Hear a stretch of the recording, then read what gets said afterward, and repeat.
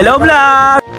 Guys, ngayong araw nga pala biglaan kaming nag-rides ni Eko. Dagat sana yung plano namin guys, kaso mo napagpasyahan namin na dito na lang kami sa Magallanes. Dito niya ako niyaya guys sa Magallanes, wala daw kasi ditong bayad tapos maganda pa yung spot guys.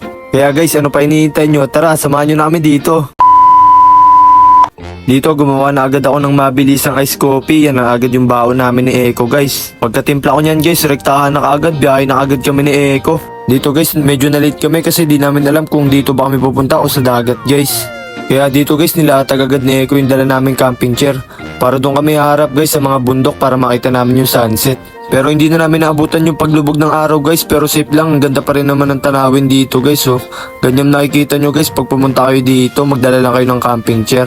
Wala nga pala ditong bayad guys kasi along the highway lang siya. Marami daw tumatambay dito guys pag weekends. After sa Magallanes guys, lipat naman tayo dito sa may Nasugbu.